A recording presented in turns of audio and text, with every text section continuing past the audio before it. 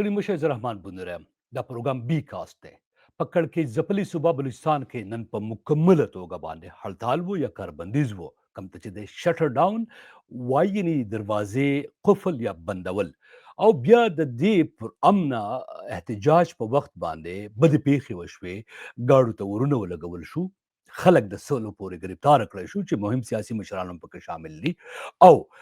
دا وخت اړي ګړي سره صوبه مخ ته. نن دې پروګرام کې زه ډېرې خبرې نه کوم.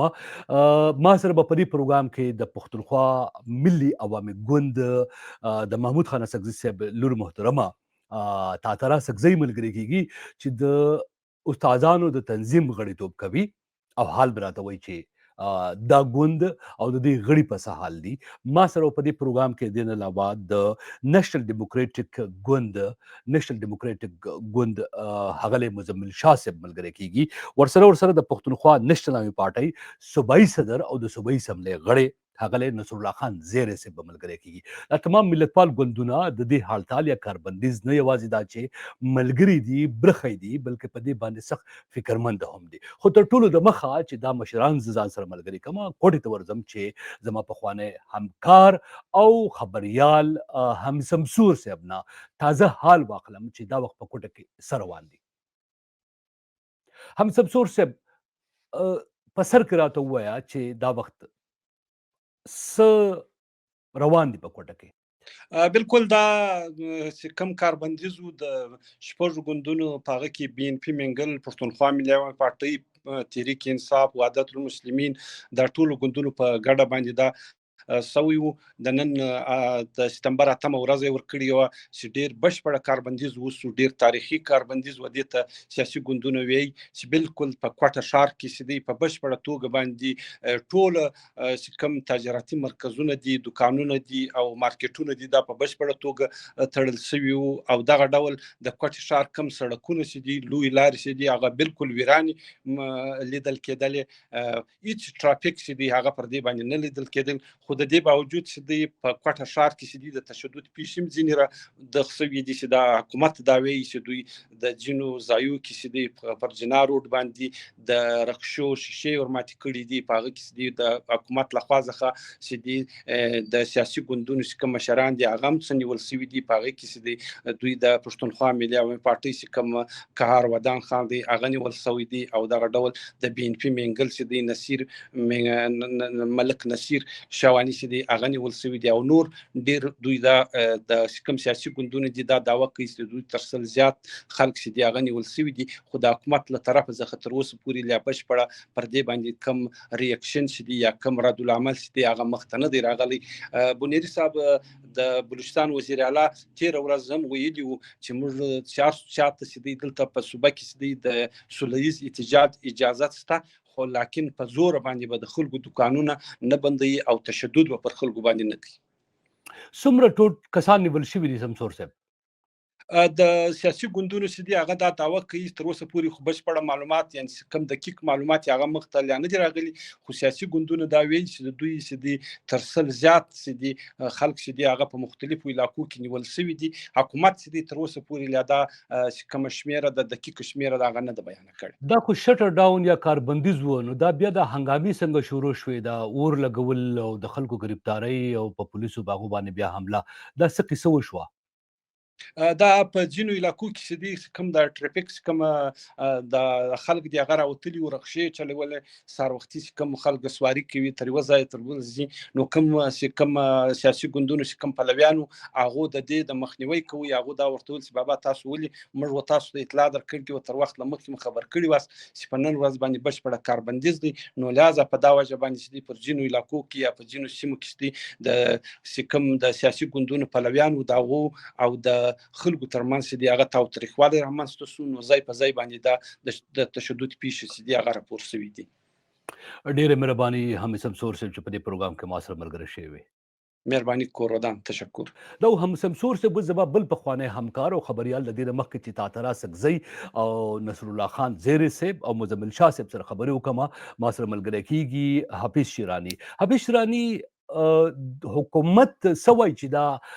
مظاهرو په وخت دا نیول، ګرفتارۍ او دا هړتالونه یا عملیات چې دي د دې حکومت موقف نه موسم خبر کا؟ بلې بونیری صاحب حکومت خو چې دغه نن چې کوم احتجاج د کومې پیښې پر ضد و حکومت دا موقف اختیار کړی دی هغه وایي چې د دې پیښې تر کېدو وړاندې هم دوی په خاصه بي ان پي مینګل ګوند ته په بار او په بیا دا ویلي وو چې دلته د ناامنۍ د پیښې ویره ده او د دوی په ټکو تھریټ الرټ و ځکه یې دوی ته د جلسې کولو اجازت هم نه ورکاوه خو بیا وایي چې سیاسي ګوندونو د زیاته اصرار پس یا د زیاتو غوښتنو پس دوی دې ته اړ شوه چې هغوی ته اجازت ورکړ او په دې شرط چې هغه به تر ماښام کېدو له مخه دغه خپل احتجاج او دغه کومه جلسه چې وه د عطاالله خان مینګل د یاد تلین چې کوم و په دغه باب چې کومه جلسه وایي چې دوی پر هغه خپل وخت جلسه ختمه نه کړه او څنګه چې ویره وه هغسې دغه پیښه وسپه نو ځکه دوی په بلوچستان کې د نورو داسې احتجاجونو حکومت وایي ځکه اجازت نه ورکوي چې په بلوچستان کې حالات د خلکو راغونډېدو ته سم نه دي او دلته ویره دا ده چې بیا کوم داسې پیښه پکې ونه سي دوی وایي چې دلته تھریټ دی ناامني ده ترهګریزې پیښې کېدلی سي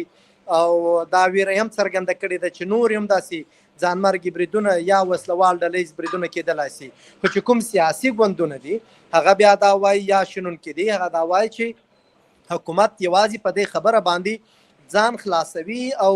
د خلکو د جمهوري او آئیني چې کوم حق دی د هغوی احتجاج کوون او د هغوی چې کومې غوښتنې دي د هغوی لپاره سړکونو ته راوتن یا هم یو ځای غونډې کوون له هغو څخه د ځان خلاصولو په موخه دغسې لارې خپلوي او چې موږ ګورو له نن ورځې له مازدیګر څخه هم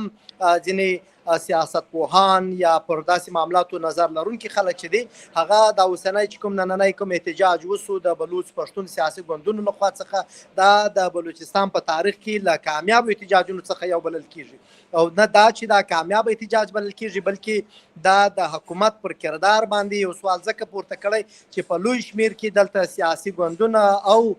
ولسونه چې کوم دي هغه راوتلي لوی لارې بندې کړي سړکونه یې بند کړي ان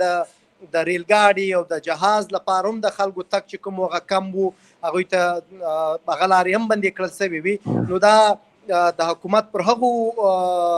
چې کوم د حکومت ذمهوارۍ دي په خاصه خلکو ته امن ورکون پر هغه باندې خلکو نیوکې پورته کړي چې حکومت په دې کې ناکام راغلی د دومره لوی ولسونو راوتنګ د دې خبرې دلیل دی چې حکومت په دغه کړه کې ناکامه شوی په بلوچستان کې پوځي عملیات روان دي او اوس د نوو ترهګرو تازه پیښې چې کومې کېږي په پولیسو پوځیانو په ولسي ریل ګاډو یا بسونو باندې د دې په ضد باندې په بلوچستان کې د حکومت دا وخت څه کول غواړي یا څه روان دي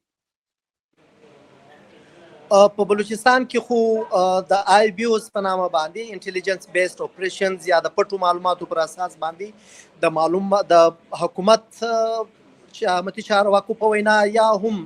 د امنیتي ځواکونو چې وخت نا وخت په هغه کې د پاکستان د پوځ ویان د اداره اس پی آر ده او که نور لوړپوړي چارواکي هغه وخت نا وخت د دې خبرې تصدیق کوي چې دوی د بلوچستان په بېلابېلو سیمو کې عملیات کوي د دوی په ټکو د وسلوالو او د ترهګرو پر ضد دوی دغه عملیات وخت نا وخت دوامداره ساتلي دي د بلوچستان په پنجګور او په خوزدار سیمو کې څو ورځې وړاندې د باقاعده عملیاتو کولو خبر ورکول سوی و همدغسې بیا اوس په کلات او په ځینو نورو سیمو کې د عملیاتو خبرونه را روان دي چې هلته پر مختلفو سیمو کې په مختلفو ځایونو کې چې کوم دي عملیات روان دي څو ورځې وړاندې ستاسو کتونکو لیدونکو ته به پته وي چې د بلوچستان په پښتني سیمه چې افغانستان ته څیرمه سیمه ده د ژوب په کمردین سیمه کې هلته په ډېر لوی شمیر کې د وسلوالو د وژنې دعوه د پاکستان د پوځ لخوا څخه سوي وه که څه هم په ازاده توګه د دې خبر کوم تصدیق لا هم نه دی سوی نه موږ د دې تصدیق کړلی سو خو پوځ دا دعوه کړې وه نو دوی په بلوچستان کې د عملیاتو دغه کړۍ لا هم دوام لري او دا نه چې د دې حکومت له راتلو سره دغه کیسې روانې دي تر دې وړاندې هم وي او د بلوچستان په خاصه بلوچ سیاسي ګوندونه چې دي یا سیاسي فعالان چې دي هغه وایي چې په بلوچستان کې کله اپریشن ختم سوی نه دی دغه عملیات چې کوم دي دا کله زیات کله کم چې خدا دوام لري ډیره مهرباني حافظ شیرانی چې ما سره ملګری شي او اوس خبره کوو د تاترې اسکزۍ سره. زه ډېر شکریا ادا کوم. هلته په کوټه کې د انټرنیټ ستونزه وه. دا مرکه ورسره ما په ټلیفون ریکارډ کړله. ممکن نه وه چې په پروګرام کې ما سره راغلی وې، او د هغوی نه مې یو شمېر پوښتنې وکړې. په یو ځای مختصر د هغې ځواب اخلمه چې د هغو کوم ملګري نیول شوي دي او هغه دې پیښو ته څرنګه ګوري. یوه نیم بجو خواته کم چې زموږ سټوډنټ ارګنایزیشنز دي د ټولو پارټیانو هغه په هغه کم چې زموږ سره په دغه پوهنتون کې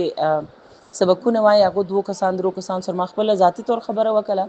او ما د هغو خیر خبر معلوم کړي، مال چې تاسو پر کوم ځای یاست، جوړ یاست، روغ یاست، یو څوک خو به خوږ نه وي او دوی دغه مجلس راته وکړي چې د چشت څخه عذاب دي ګرده ټوله د انسو ګیس ته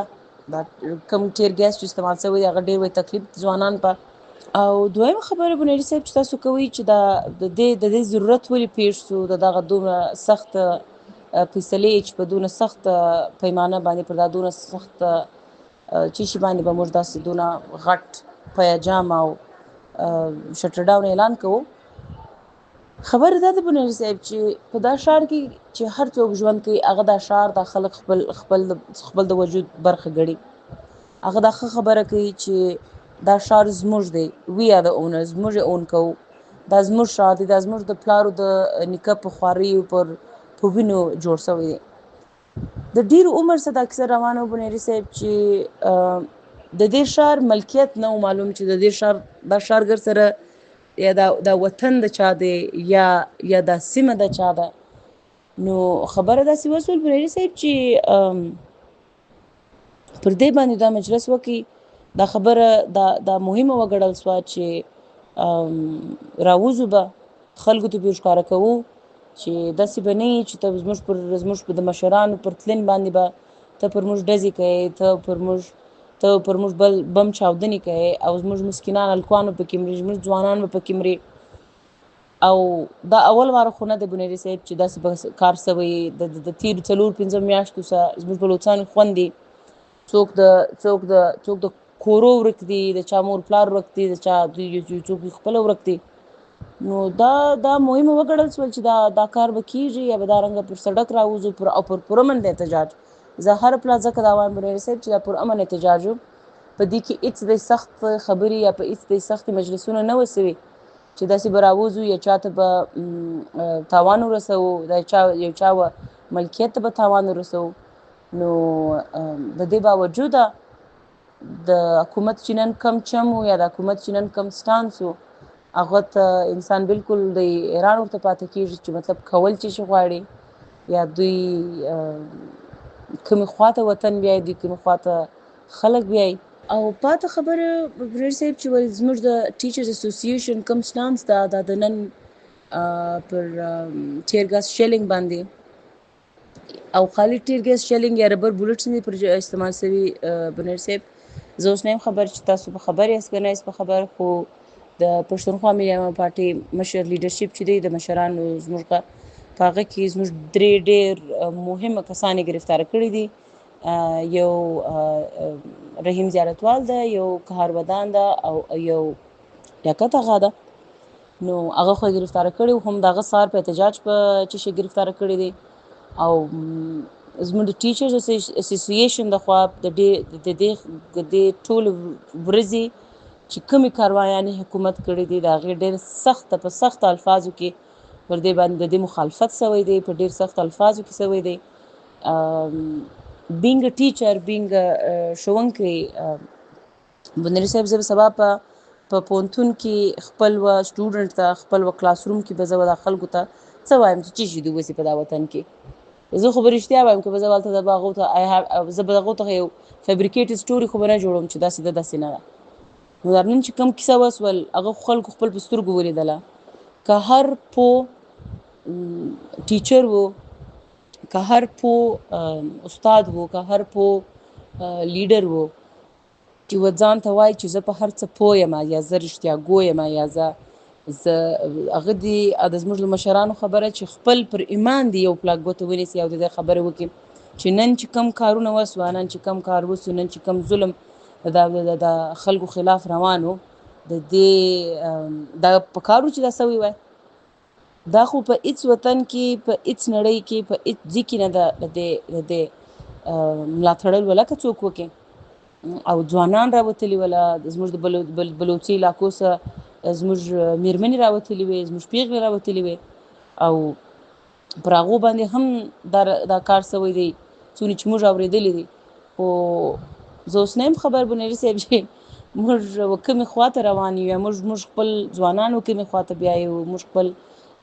پیغلې کومې خواته بیایو، موږ خپل استادان کومې خواته بیایو.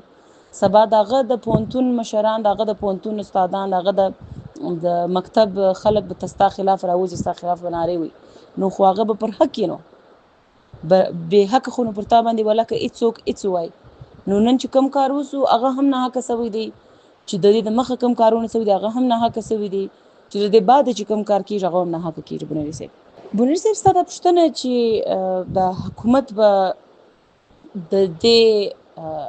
هړتال څخه یا د دې ښار بندېدو څخه به یو څه زده کړه وکړي که نه، خو زه ډېر ګرانه بلم بنیري صاحب چې دا به یا دوی د دې څه زده کړه کوي، ولې چې په دا تیرو 15 کاله کې خو پاکستان خپل د تیرو غلطیانو څخه د تیرو چیز څخه هېڅ نه دي زده کړي. پکار یې چې خلک خپل د تیرو خبرو څخه زده کړه وکړي، زموږ هغې د هغې څخه بله بدتره بلا ستا مخ ته راولي، د هغې څخه بله بدتره شی ستا پر مخ ږدي او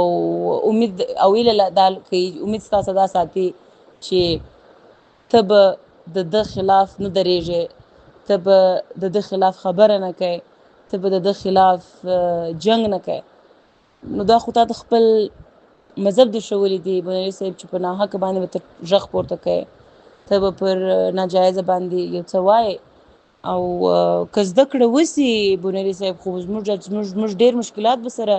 سره حل سي، موږ به ډېر په قرارو باندې ژوند وکړو په دا ملک کې. او کم ډیمانډس چې یا کم خبرې چې زموږ سیاسي ګوندونه یا زموږ سیاسي مشران و حکومت ته یې شي دي، هغه خو د ناجایز خبرې نه دي بنیري صاحب. زما په نظر کې هغه خو د هغه ورته وایي چې یو داسې لاره دې جوړه شي چې په کم کې ګرد انسانان ګرد خلک په قراره واوسېږي ورسره. اوس نو ګورو بنیري صاحب چې په ملک د کومې خواته بیایي یا ښار کومې خواته بیایي، ولې چې موږ په ډېر خطرناک حالاتو کې دلته ژوند کوو. اوس خبره کوو د پښتونخوا نشتل عوامي پارټۍ صوبایي صدر او د صوبایي اسمبلۍ غړي نصرالله خان زیري صاحب سره. او زیري صاحب لومړنۍ پوښتنه مې به درنه دا وي چې تاسو د ګوند د نننۍ پیښو ته غبرګون څه دی؟ دا د ولسونو نماینده حکومت نه دی او هغه څه کوي کم چې د پاکستان فوجي اسټابلیشمنټ ورته وایي، کاغه سیاسي کارکنان گرفتاره کوي، کاغه پتری ایم پی او کې کښېنوي، که په هغه باندې مقدمات جوړیږي. اوس زه ستاسو مخ ته یم، په دې وخت په دې تیر یو کال کې 10 مقدمې شاوخوا چې موږ جلسې کړې دي په ژوب کې، په نورلایي کې، په کله سیف الله په کوټه کې، زموږ په ملګرو باندې په ما په خپله مقدمات جوړ شوي دي او زه د دې مقدمې ته عدالتو ته ځمه، ژوب ته ځمه، کله سیف الله ته ځمه. نو دا نه غواړي چې دا جمهوري جدوجهد وسي او د دې مخنیوی کوي او خپل لاسپوڅ دا رامخته کوي. ولې پوځي اسټابلیشمنټ چې دی هغه د سیاسي جدوجهد نه یریږي او د هغې کارکوونکي نیسي یا پرې مقدمې جوړوي؟ تاسو فکر کوئ دا کار ولې کیږي؟ ظاهره خبره ده چې دا وخت د پاکستان ټول هر شی چې دی، که بجټ دی، که د پاکستان هره محکمه چې ده، دوی په زراعت هم پوهېږي، دوی په تعلیم هم پوهېږي، دوی په یونیورسټیان هم پوهېږي، دوی چې دی په هره شعبه باندې دوی موږ پوهېږو، هر څه د دوی په لاس کې دي. دا ټیم چې کوم وزیر اعظم دی دا یو کټپوتلي وزیر اعظم دی، د 19 سیټانو وزیر اعظم دی، که دلته وزیر اعلی دی، که دلته اسمبلی ده. خو زما پوښتنه زیری صاحب، خو زما پوښتنه دا وه چې پوځ دا کار ولې کوي چې سیاسي کارکوونکي ونیسي، ویروي، مقدمې پې جوړې کړي؟ مقصد یې څه دی دا کار؟ مقصد یې دا دی چې د ملک ټول اختیارات، که هغه سیاسي اختیارات دي، که هغه معاشي اختیارات دي، دا اسټابلیشمنټ په خپل لاس کې واخلي. لکه تاسو ته معلومه ده دلته ماینز منرل اکټ منظوره کوي، په آئین کې ماینز معدنیات د صوبو ملکیت دی، خو دوی دا په زوره په دې اسمبلی باندې منظوره کوي. نو د داسې کولو سره ته فکر کوي دی به حالات قابو وساتي، پوځ په کومه طریقه په زور یا جبر چې دی هر څه په خپل نه دا کلم نه دي سوي. ولسونه هر وخت برای وړی دی، ولسونه چې دی کامیابي ترلاسه کړې ده، دوی ناکامي ترلاسه کړې ده. او تاسو د پاکستان تاریخ وګورئ، د جنرال ایوب خان، د جنرال یحیی، د جنرال ضیاء، د مشرف او اوسنی چې کوم جنرال صاحب دی، دا ټول پخوا هم دوی ناکامي ترلاسه کړې ده. پاکستان د دوی د لاسه مات شوی دی، پاکستان کې حالات د دوی د لاس خراب شو. زموږ په صوبه کې بالخصوص په دې پښتون بلوچ صوبه کې چې حالات خراب دي، دا د جنرال مشرف د نن څخه 20 کاله مخکې چې کله دوی واقعیات وکړه، دا حالات دغه وخت څخه خراب دي، دا لا روان دي. او د جنرال مشرف د وختونه چې اکبر بګټي صاحب د وجې نه وروسته حالات ټول خراب شي، اوس هم پوځ هلته د اپریشنو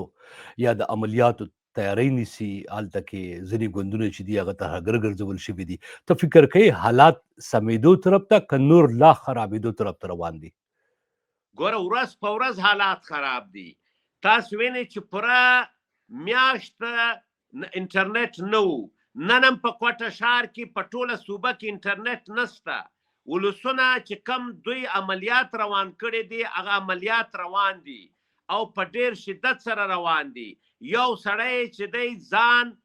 محفوظه نه ده تصور کوي چې زه دې د کوره ووځم او بیرته دې محفوظه راسم. نو دا حالات د دې سټیبلیشمنټ له وجې ورځ په ورځ خراب دي. زموږ دا غوښتنه ده چې دا اسمبلیانې دې ختم سي، ولسونو ته دې سیاسي پارټیانو ته دې واک اختیار ورکول سي، صحیح انتخابات دې وسي او په دې ملک کې دې سیاسي پارټیانو ته، ګوندونو ته او حقیقي جمهوریت دې راسي او فوج دې خپل بیرکانو ته ولاړ سي. او لکه څنګه چې دوی خپل حلف اخیستی دی، هر فوجي حلف واخلي چې زه به په سیاسي چارو کې مداخلت نه کوم. ما به حیثیت اسمبلی حلف اخیستی و، دوی هم دارنګه حلف اخیستی دی چې دوی به په سیاسي چارو کې مداخلت نه کوي، لیکن دوی 100% مداخلت کوي. یو معمولی تحصیلدار هم د دوی بغیر منظوري داغه ترانسفر پوسټینګ دا ټول دوی کوي. ډي سي او کمشنر خو دوی د دوی په لاس. او زیارتوال صاحب یو اخري پوښتنه چې دا څو ورځې وړاندې چې د بي ان پي لخوا د سردار عطاالله منګل صاحب د تلین په موقع باندې کوم ځانمرګي بریټ شوی دی، دې باندې ډېرو شکونو اظهار مختلفو سیاسي ګوندونو کړی دی. ما ته هم حیرانوونکې ښکارېده دا خبره. تاسو څه فکر کوئ د دې په شا باندې څه عوامل دي؟ ګوره عوامل خو ښکاره دي چې دا سردار اختر منګل باندې په مارچ په میاشت کې چې د کومه درنا د کوټ څخه په 20 کیلومتر ورکړی و، هغه وخت هم یو خودکش حملاور ونیول سو او بیا داغه تحقیقات نه وسو چې دا خودکش حملاور څوک و، داغه ډي ان اے نه وسوه، داغه فرانزیک رپورټ نه رالی. اوس بیا په جلسه باندې دارنګه جلسه چې داغه د یو قومي مشر سردار عطاالله منګل د څلرم تلین په حواله و، په هغه باندې خودکش حمله راتلل. نو دا ظاهره خبره ده چې دا بغیر دا ټول په دې اتفاق دي ولسونه چې دا د دې ملک سټیبلیشمنټ دا د دوی کارونه دي، د دې سیاسي ګوندونو خلاف، د دې جمهوریت ګوندونو خلاف. ډیره مننه محترم زیری صاحب. اوس ما سره ملګری کیږي د نیشنل ډیموکریټک موومنټ محترم مزمل شاه صاحب. مزمل شاه صاحب، نیشنل ډیموکریټک موومنټ خبرګون نه خبر کا دا نن د پروټیسټ نه ته خلک نه پرېښول، مظاهرین گرفتار کول، دا خو د ریاست له طرف روان دی او دا ټول ترهګري که تاسو ته پته وي، افراسیاب خټک صاحب، محسن داور صاحب او موږ ټولو خپل په جلسو مظاهرو په دې ټول کې وویل چې د ریاست په سرپرستي کې د دهشتګردانو سپورټ روان دی او دا به مخ په وړاندې ځي. اوس تاسو وګورئ د دې دغه داعش قبله کړې ده، د دې ذمواري اوس داعش خپل ځان ته څه شی دی، څنګه دی. نو دا ټول هغه کوم سټریټیجیک پالیسیز چې وي د هغه په نتیجه کې نن هر څوک په نقشه دی، که سیاسي دی، که تجار دی، که یو تعلیم یافته سړی دی، هغه خپل ژوند ته نه دی خلاص. نو دا ټول عمل د ریاست په هغه غلطه پالیسیانو په نتیجه کې جوړ شو او نن هم دوی د دې څه زده کړه نه کوي او د دې شیانو سرپرستي کوي. مستقبل کې به دا که دوی دغه سیاسي خلکو ته لاره نور کوي، د دوی احتجاج نه اوري، د دوی مظاهره نه اوري او پر هغوی باندې داسې ظلمونه کوي، نو دا حالات به نور هم ډېر زیات سخت ورانې طرف ته لاړ شي. ډیره مننه مزمل شاه صاحب چې ما سره ملګری شوي. کور ده زما هڅه دا وه چې ننني پروګرام کې د بي ان پي او د حکومت خپل غړي هم راشي، خو انټرنیټ ټول ورځ بند و، ځینې سیمو کې کار کوي، ځینې سیمو کې کار نه کوي. البته تمام سیاسي ګوندونو دې پیښو ته په دې نظر ګوري چې پوځ دا صوبه نور هم په جنجال کې ورخیل کړې ده. یو خواته د بلتون تحریکونه روان دي، بل خواته پرامن سیاسي ګوندونه چې دي د هغو تحریکونو باندې نیول، گرفتاری، حملې کول او جبرن د هغو لاره نیول چې دا د دې سره امن نشي قایمېدی، بلکې دا صوبه چې د مخکې نه په کړکېچ کې وه، د مخکې نه په سیاسي انتشار کې وه، اړیګړي کې وه، افراتفرۍ کې وه، نور هم د چیلنجز سره مخ کېدی شي او وخت په ممکنه توګه داسې راشي چې بیا نه د پاکستان پوځ او نه بل کوم طاقت چې دی د بې قابو شوي حالات چې دي دا په قابو کې کړي. هم دا د ورځې پروګرام بی کاسټ زه رحمان بودریم.